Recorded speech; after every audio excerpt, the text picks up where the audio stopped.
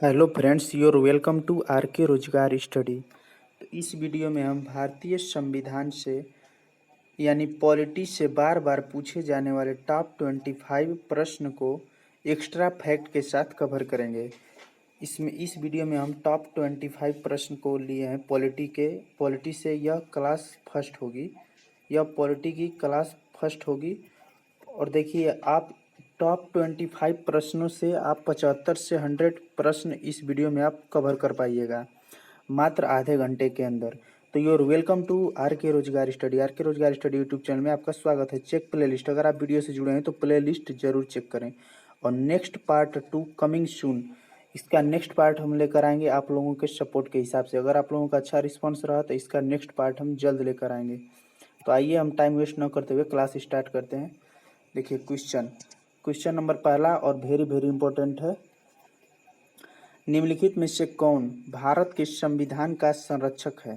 Question यहाँ से direct बनता है, सेम टू सेम क्वेश्चन पूछा जाएगा कि यह प्रीवियस ईयर का क्वेश्चन है, जो भी पुलिस कांस्टेबल के एग्जाम में भी पूछा गया है 2018 के। तो भारत के संविधान का संरक्षक किसे माना जाता है? तो भारत का सर्वोच्च न्यायालय, यानी भारत के माननीय सर्वोच्च न्यायालय को भारत के संविधान का संरक्षक माना जाता है। इसको आप ध्यान रखेंगे। तो देखिए, सर्वोच्च न्यायालय को क्या कहा जाता है? तो सर्वोच्च न्यायालय को कहा जाता है सुप्रीम कोर्ट। हाई कोर्ट किसे कहा जाता है? तो हाई कोर्ट उच्च न्यायालय को कहा जाता है। और सर्वोच्च न्यायालय को इंग्लिश में सुप्रीम कोर्ट कहते हैं। अब देखिए, सर्वोच्च न्यायालय कब अस्तित्व में आया था? तो वह आया था 28 जनवरी 1950 को। क्वेश्चन पूछा कि सर्वोच्च न्यायालय की स्थापना कब हुई? तो 28 जनवरी सन 1950 को सर्वोच्च न्यायालय की स्थापना हुई थी। वर्तमान में सुप्रीम कोर्ट यानी कि सर्वोच्च न्यायालय में वर्तमान में कितने न्यायाधीश हैं? तो वर्तमान में एक मुख्य न्यायाधीश हैं। सर्वोच्च न्यायालय का मुख्य न्यायाधीश एक होता है, तो एक मुख्य न्यायाधीश और 33 अन्य न्यायाधीश हैं। 33 अन्य न्यायाधीश हैं। क्वेश्चन पूछा कि सुप्रीम कोर्ट में वर्तमान में कितने न्यायाधीश हैं? तो 33 और एक मुख्य न्यायाधीश और 33 अन्य न्यायाधीश हैं। सर्वोच्च न्यायालय के न्यायाधीशों की नियुक्ति कौन करता है? तो राष्ट्रपति द्वारा की जाती है। क्वेश्चन पूछेगा कि सर्वोच्च न्यायालय के न्यायाधीश की नियुक्ति कौन करता है? तो सर्वोच्च न्यायालय के न्यायाधीशों की नियुक्ति राष्ट्रपति महोदय करते हैं। नेक्स्ट प्रश्न पे आ जाएंगे। देखिए, हमारा पहला है भारत का राष्ट्रपति। ऑप्शन नंबर पहला डिस्कस कर लेते हैं। तो भारत का राष्ट्रपति यह किस आर्टिकल से संबंधित है? तो आर्टिकल 52। आर्टिकल 52 कहता है कि भारत का एक राष्ट्रपति होगा। अर्थात भारत का राष्ट्रपति किस अनुच्छेद से संबंधित है? तो आर्टिकल 52 से। राष्ट्रपति को भारत का प्रथम नागरिक माना जाता है। भारत का प्रथम नागरिक राष्ट्रपति महोदय को माना जाता है। भारत के राष्ट्रपति का पद संविधान में सबसे सर्वोच्च पद होता है। और देखिए, भारत का प्रधानमंत्री किस आर्टिकल से संबंधित है? तो 75। प से 75, प से प्रधानमंत्री, प से प्रधानमंत्री, प से 75। तो आर्टिकल 75 कहता है कि प्रधानमंत्री की नियुक्ति राष्ट्रपति की द्वारा की जाती है। प्रधानमंत्री का चुनाव यानी नियुक्ति होता है, डायरेक्ट वोट नहीं होता है, क्योंकि चुनाव होता है लोकसभा का। और लोकसभा में जो बहुमत दल का नेता होता है, लोकसभा में जो बहुमत में होता है, उस बहुमत दल का नेता को राष्ट्रपति महोदय प्रधानमंत्री पद पर नियुक्त करते हैं। तो प्रधानमंत्री की नियुक्ति राष्ट्रपति द्वारा की जाएगी और अन्य मंत्रियों की नियुक्ति राष्ट्रपति द्वारा ही प्रधानमंत्री की सलाह पर की जाती है। नेक्स्ट प्रश्न नंबर 3 पे आ जाएंगे। देखिए, नेक्स्ट प्रश्न है, संविधान के अनुच्छेद 51A में शामिल है। तो संविधान के अनुच्छेद 51 में क्या शामिल है? तो नागरिकों का मौलिक कर्तव्य। यह कहाँ से संविधान से लिया गया है? तो मौलिक कर्तव्य रूस के संविधान से लिया गया है। और मौलिक अधिकार कहाँ से लिया गया है? तो मौलिक अधिकार अमेरिका के संविधान से लिया गया है। अ से अमेरिका, अ से अधिकार। मौलिक अधिकार अमेरिका और मौलिक कर्तव्य रूस के संविधान से लिया गया है। मौलिक कर्तव्य आर्टिकल 51A के तहत संविधान में वर्णित है। तो देखिए, मौलिक कर्तव्य है जैसे कि संविधान का पालन करना और राष्ट्रीय ध्वज, राष्ट्रगान, इस सब का और जो भी सरकारी संपत्ति है उसको हानि न पहुंचाना, उसकी रक्षा करना, वही सब मौलिक कर्तव्य के अंतर्गत आता है। मौलिक अब देखिए यह है नेक्स्ट ऑप्शन है, जैसे कि है बाल अधिकार और मानवाधिकार। तो देखिए बाल अधिकार एक ऑप्शन है, तो बाल अधिकार देख लेते हैं। तो आर्टिकल 23 और 24 आर्टिकल 24 कहता है कि मानव तस्करी और बंधुआ मजदूरी और कारखानों में बच्चों को रोजगार। तो आर्टिकल 24 के अंतर्गत कारखानों में बच्चों को रोजगार पर रखना यह बाल अधिकार के अंतर्गत आता है, यानी बाल अधिकार का हनन होता है। और देखिए मानवाधिकार, तो मानव अधिकार संरक्षण अध्यादेश यह किस आर्टिकल से है? तो यह आर्टिकल 123 से संबंधित है। नेक्स्ट प्रश्न पे आ जाएंगे। भारतीय संविधान में कल्याणकारी राज्य के विचार निहित है। भारतीय संविधान में कल्याणकारी राज्य के विचार कहाँ निहित है? तो वो है राज्य के नीति निर्देशक तत्व में। राज्य के नीति निर्देशक तत्व पूछता है किस विदेशी का, यानी कहाँ के संविधान से लिए गए हैं? तो वो लिए गए हैं आयरलैंड के। राज्य के नीति निर्देशक तत्व भारतीय संविधान में किस विदेशी स्रोत से लिया गया है? तो वो राज्य के नीति निर्देशक तत्व आयरलैंड के संविधान से लिए गए हैं। देखिए आर्टिकल 36 से 51 तक राज्य के नीति निर्देशक तत्व में शामिल है भारतीय संविधान का भाग 4। पूछता है कि राज्य के नीति निर्देशक तत्व संविधान किस भाग में है? तो भाग 4 में। और आर्टिकल पूछता है कहाँ से कहाँ तक? तो आर्टिकल 16 से आर्टिकल 36 से आर्टिकल 51 तक। यह क्या है? तो यह है मौलिक कर्तव्य। इसके अंतर्गत क्या है? तो इसके अंतर्गत मौलिक कर्तव्य है। अब देखिए मौलिक अधिकार दिया है। मौलिक अधिकार, तो मौलिक अधिकार भारत में मौलिक अधिकार अमेरिका के संविधान से लिया गया है। भारतीय संविधान में भाग 3 में है। पूछेगा मौलिक अधिकार किस भाग में है? तो मौलिक अधिकार भाग 3 में संबंधित है। मौलिक अधिकार भाग 3 से संबंधित है। और पूछेगा मौलिक अधिकार का आर्टिकल, तो आर्टिकल 12 से 35 मौलिक अधिकार से संबंधित है। आर्टिकल 12 से 35 मौलिक अधिकार से संबंधित है। यह भाग 3 में है। यह अमेरिका के संविधान से लिया गया है। और मौलिक कर्तव्य भाग 4 से संबंधित है। आर्टिकल 36 से 51 से संबंधित है। यह आयरलैंड के संविधान से लिया गया है। मौलिक कर्तव्य रूस के संविधान से लिया गया है। और राज्य के नीति निर्देशक तत्व आयरलैंड के संविधान से लिए गए हैं। नेक्स्ट प्रश्न पे आ जाएंगे। भारत के संविधान ने भारत सरकार अधिनियम का स्थान लिया है। तो भारत के संविधान ने भारत सरकार अधिनियम किसका स्थान लिया है? तो वो लिया है 1935 का। भारत शासन अधिनियम 1935 का स्थान लिया है।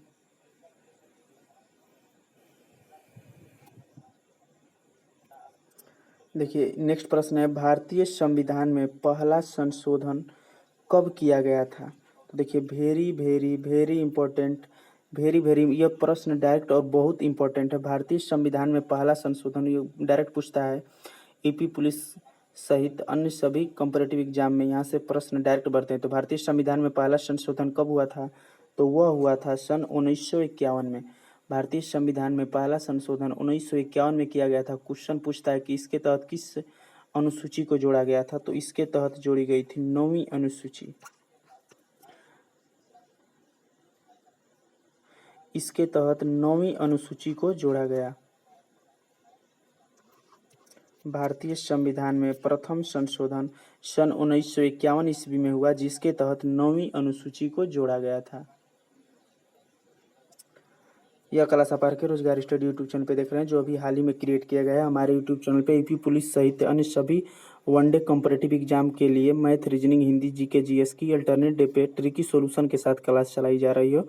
तो अगर आप वीडियो से जुड़े हैं तो प्ले लिस्ट जरूर चेक करें। और ये एक नया यूट्यूब चैनल है तो इसे सपोर्ट जरूर करें। नेक्स्ट प्रश्न, संविधान की अनुसूची। देखिए नेक्स्ट प्रश्न है, संविधान की अनुसूची 7 5 6 7। तो संविधान की अनुसूची 7 के तहत शिक्षा विषय किस सूची के अंतर्गत आता है? तो देखिए जैसा कि आप जानते हैं कि संविधान में 3 सूचियां होती हैं, एक राज्य सूची, एक संघ सूची और एक समवर्ती सूची। तो क्वेश्चन पूछा है कि शिक्षा किस सूची के अंतर्गत आएगा, तो शिक्षा आता है समवर्ती सूची के अंतर्गत। स से शिक्षा, स से समवर्ती सूची। तो शिक्षा किस सूची के अंतर्गत आता है, तो शिक्षा समवर्ती सूची के अंतर्गत आता है। राज्य सूची उसे कहते हैं जिस पर राज्य सरकार कानून बनाती है, जिस पर राज्य सरकार का अस्तित्व होता है, तो उसे राज्य सूची कहते हैं। और संघ सूची वो होता है जो केंद्र सरकार के अंतर्गत होता है, जो इस पर केंद्र सरकार का अधिकार होता है, तो वह संघ सूची के अंतर्गत आता है। समवर्ती सूची में केंद्र एवं राज्य दोनों मिलकर दोनों का अस्तित्व होता है, केंद्र एवं राज्य दोनों का होता है, लेकिन प्रभावी समवर्ती सूची में प्रभावी संघ सूची ज़्यादा प्रभावी रहती है। तो देखिए राज्य सूची में कौन कौन सा विषय आ जाता है, तो राज्य सूची में जैसे बहुत ज़्यादा पूछता है उस हिसाब से बताते हैं। तो पुलिस, क्वेश्चन पूछेगा कि पुलिस किस सूची का विषय है, तो पुलिस राज्य सूची के अंतर्गत आता है। पुलिस हो गया, स्वास्थ्य और स्वच्छता हो गया, कृषि हो गया, कृषि भी पूछता है, कृषि भी हो जाएगा राज्य सूची के अंतर्गत। कृषि हो गया, जुआ या जो भी, तो 61 विषय टोटल है। क्वेश्चन पूछेगा कि कितने विषय टोटल होते हैं राज्य सूची में, तो टोटल 61 विषय हैं राज्य सूची में। और संघ सूची में कौन कौन सा मैटर रहता है, तो संघ सूची में तो देखिए संघ सूची के अंतर्गत आता है, जैसे कि जो भी बहुत ज़्यादा जो पूछता है उसे हम बता देते हैं। रक्षा पूछता है किस सूची के अंतर्गत आता है, तो रक्षा संघ सूची के अंतर्गत आता है। जैसे कि रक्षा हो गया, बैंकिंग हो गया, नागरिकता हो गया, विदेशी मामले हो गए, जनगणना हो गया, संचार हो गया, ये सभी संघ सूची के अंतर्गत आता है। क्वेश्चन बहुत पूछता है कि जनगणना किस सूची का विषय है, तो जनगणना संघ सूची का विषय है। और समवर्ती सूची में क्या हो जाएगा, तो देखिए समवर्ती सूची में भी शिक्षा आ जाएगा, क्योंकि आपको बताएं कि समवर्ती सूची हावी होता है राज्य सूची पर। तो जब भी राज्य सूची या संघ सूची का कोई भी मैटर हो, जैसे रक्षा हो गया या कृषि हो गया, तो अगर वहाँ पे समवर्ती सूची है तो समवर्ती सूची के अंतर्गत आ जाएगा। शिक्षा आ जाएगा, सिविल प्रक्रिया, विवाह एवं तलाक, जनगणना, नियंत्रण, परिवार नियोजन, बिजली, आर्थिक नियोजन, जैसे टोटल 52 विषय हैं इसमें। समवर्ती सूची में टोटल कितने विषय हैं, तो समवर्ती सूची में 52 विषय हैं। नेक्स्ट प्रश्न, 11 दिसंबर सन 1946 को 11 दिसंबर सन 1946 को भारत की संविधान समिति के अध्यक्ष के रूप में किसे चुना गया, तो 11 दिसंबर सन 1946 को संविधान की समिति यानी संविधान का अध्यक्ष किसे चुना गया, तो वो चुना गया था डॉक्टर राजेंद्र प्रसाद को। डॉक्टर राजेंद्र प्रसाद 11 दिसंबर 1946 को भारतीय संविधान का अस्थायी अध्यक्ष बने। कौन सा अध्यक्ष बने, तो ये अस्थायी अध्यक्ष बने। और डॉक्टर सच्चिदानंद सिन्हा ये अस्थायी अध्यक्ष बने थे। क्वेश्चन पूछता है कि संविधान का अस्थायी अध्यक्ष कौन थे संविधान सभा का, तो अस्थायी अध्यक्ष थे डॉक्टर राजेंद्र प्रसाद, और अस्थायी अध्यक्ष बने थे डॉक्टर सच्चिदानंद सिन्हा, क्योंकि यह उस समय वयोवृद्ध व्यक्ति थे संविधान सभा में। और देखिए डॉक्टर भीमराव अंबेडकर को मसौदा समिति का अध्यक्ष कहा जाता है या प्रारूप समिति का अध्यक्ष। वो क्वेश्चन बहुत पूछता है कि प्रारूप समिति के अध्यक्ष कौन थे, तो प्रारूप समिति के अध्यक्ष थे डॉक्टर भीमराव अंबेडकर।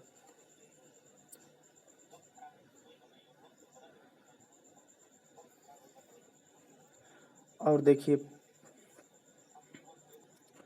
अब आ जाएंगे नेक्स्ट प्रश्न पे।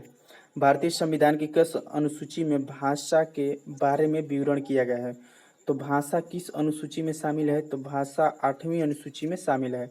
भाषा किस अनुसूची में, यह भी वेरी वेरी इंपॉर्टेंट है, यहाँ से डायरेक्ट प्रश्न पूछते हैं। तो भाषा 8वीं अनुसूची में शामिल है। वर्तमान में भारतीय संविधान में 22 मान्यता प्राप्त भाषाएं हैं। क्वेश्चन पूछता है कि कितनी भाषाएं मान्यता प्राप्त भाषाएं हैं, तो 22 भाषाएं। यह यूपी पुलिस कांस्टेबल के एग्जाम में पूछा गया था कि भारतीय संविधान की 8वीं अनुसूची में कितनी भाषाओं का उल्लेख है, तो वो है 22 भाषाओं का उल्लेख। और ये किस आर्टिकल के अंतर्गत आते हैं, तो आर्टिकल 343 के अंतर्गत आते हैं।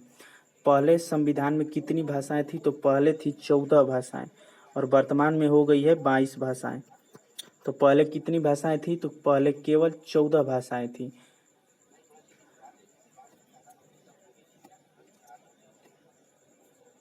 देखिए ऑप्शन दिया है, फर्स्ट ऑप्शन को डिस्कस कर लेते हैं। तो पांचवी अनुसूची में आदिवासी और अनुसूचित क्षेत्र से संबंधित प्रावधान है। तो 5वीं अनुसूची किससे संबंधित है? तो आदिवासी एवं अनुसूचित क्षेत्र से संबंधित है। और देखिए 10वीं अनुसूची, तो 10वीं अनुसूची में क्या है? तो दल बदल कानून। दल बदल कानून ये 10वीं अनुसूची में है। 10 से दल बदल, 10 से 10वीं अनुसूची। और तीसरी अनुसूची में क्या है? तो तीसरी अनुसूची में शपथ का उल्लेख है। शपथ, किसका शपथ? तो केंद्रीय मंत्री, राज्य मंत्री, भारत के नियंत्रक एवं महालेखा परीक्षक, सुप्रीम कोर्ट एवं हाई कोर्ट, संसद के सदस्य और राज्य विधायक, यानी कि सभी मंत्रिमंडल का शपथ किस अनुसूची से, क्वेश्चन पूछता है शपथ मंत्रिमंडल का शपथ किस अनुसूची से संबंधित है? तो वह है तीसरी अनुसूची से संबंधित है। नेक्स्ट प्रश्न पे आ जाएंगे। भारतीय संविधान सभा के संवैधानिक सलाहकार कौन थे? भारतीय संविधान सभा के संवैधानिक सलाहकार कौन थे? तो वो थे BN राव। देखिए इसे भी वेरी वेरी इंपॉर्टेंट कर लेंगे। यह यूपी पुलिस कांस्टेबल 2018-19 के एग्जाम में भी पूछा गया है। तो संविधान सभा के संवैधानिक सलाहकार कौन थे? तो वो थे BN राव। पढ़िए वही जो क्वेश्चन पूछे जाते हैं, फालतू के क्वेश्चन पढ़ने से कोई फायदा नहीं है। सच्चिदानंद सिन्हा संविधान सभा के अस्थायी अध्यक्ष बने थे। सच्चिदानंद सिन्हा संविधान सभा के अस्थायी अध्यक्ष बने थे। नहीं, सच्चिदानंद सिन्हा अस्थायी अध्यक्ष थे और डॉक्टर राजेंद्र प्रसाद अस्थायी अध्यक्ष थे। डॉक्टर राजेंद्र प्रसाद अस्थायी अध्यक्ष थे एवं सच्चिदानंद सिन्हा अस्थायी अध्यक्ष बने थे संविधान सभा के। यह क्लास आप RK रोजगार स्टडी यूट्यूब चैनल पे देख रहे हैं। तो अगर आप वीडियो से जुड़े हैं तो प्लेलिस्ट जरूर चेक करें, और यह एक नया यूट्यूब चैनल है तो वीडियो को सपोर्ट जरूर करें। अब देखिए KM मुंशी। तो हम आ जाएंगे नेक्स्ट प्रश्न पे। देखिए नेक्स्ट पेज एक मोटिवेशनल क्विज है जो हमें मोटिवेट करता है और आपको भी मोटिवेट रखेगा। तो ये मोटिवेशनल क्विज रखने का, वीडियो के बीच में इसे रखने का सिर्फ एक ही तात्पर्य है कि मोटिवेशनल क्विज से आप अंदर से थोड़ा मोटिवेट रहेंगे और वीडियो से बोरिंग नहीं होंगे। तो देखिए जिस तरह आग की गर्मी में तप कर लोहा खंजर बनता है, ठीक उसी तरह लोगों के ताने सुनकर ही सफलता का बंजर बनता है मेरे दोस्तों। जिस तरह आग की गर्मी में तप कर लोहा खंजर बनता है मेरे दोस्तों, ठीक उसी तरह लोगों के ताने सुन सुन कर ही सफलता का मंजर बनता है। तो आइए हम क्लास स्टार्ट करते हैं। भारत के संविधान में उपराष्ट्रपति के पद का प्रावधान किस देश से लिया गया है?